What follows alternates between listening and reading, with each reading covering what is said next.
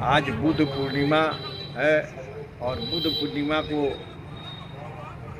हम अपने तरफ से सारे शुभचिंतकों और साथियों को हार्दिक शुभकामनाएं।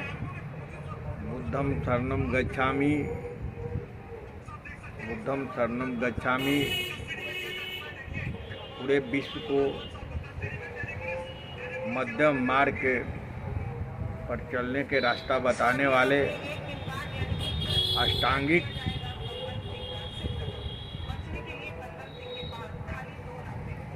सम्यक अष्टांगिक मार्ग बताने वाले हमारे महान महापुरुष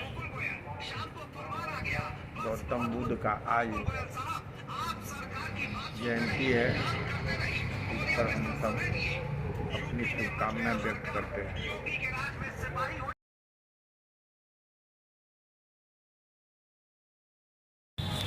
आज़ादी के बाद देश में प्रथम जनगणना 1951 में हुई थी, जिस समय हमारी आबादी 36 करोड़ थी। इसके बाद 1961 में हुई जनगणना में 44 करोड़ हो गई। 1971 की देश की जनसंख्या बढ़कर 55 करोड़ हो गई और 1981 की जनगणना में पता चला कि देश की आबादी 68 करोड़ हो गई है। और इसी प्रकार 1991 में हुई जनगणना में आबादी बढ़कर 85 करोड़ हो गई। 2001 में हुई जनगणना देश की आबादी 100 करोड़ को पार कर गई।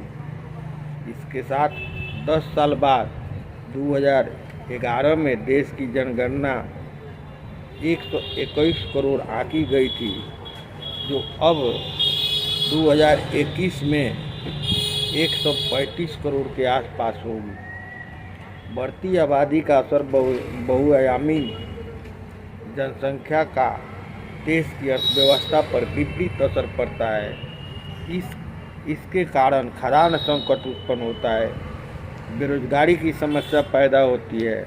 इतनी बड़ी जनसंख्या के लिए रोजगार के अवसर उत्पन्न करना नामुमकिन है। इसके कारण अनेक सामाजिक समस्या भी पैदा हुई है। जमीन पर बोझ बढ़ा है, जिसके परिवार के संघर्ष को जन्म दिया है। जनसंख्या के पक्ष में एक तर्क दिया जाता है कि हमें दुनिया की दूसरे सबसे बड़ा बाजार बना दिया है, जिस कारण हर विदेशी कंपनी भारत में आना चाहती है और निवेश करना चाहती है। धन्यवाद।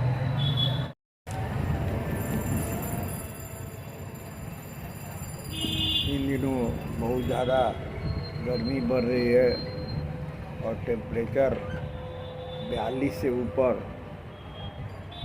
होने लगा है।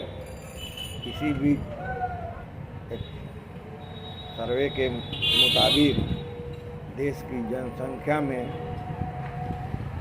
कुछ रफ्तार में कमी आई है, जो 2.2 पहले था, अब घट करके 2.00 पर हो गया है। इस प्रकार हमारी जनसंख्या फिर भी बिहार जैसे अन्य 5 राज्यों में अभी जनसंख्या का जो हमारी औसत दर है 2.1, उससे अधिक है। बिहार की जनसंख्या का रफ्तार 2.96 अभी भी बना हुआ है। इस प्रकार अपने जनसंख्या को नियंत्रण कर हम बहुत सारी समस्याओं से निजात पा सकते हैं। जितनी हमारी जनसंख्या बढ़ रही है, उसके हिसाब से हमारे संसाधनों की ज़रूरत पड़ती है। उन संसाधन और खाने पीने की वस्तुएं को भी आवश्यकता बढ़ जाती है। इसलिए नियंत्रण जनसंख्या पर बहुत ज़रूरी है और हमें अपने इसके लिए जागरूक होने चाहिए।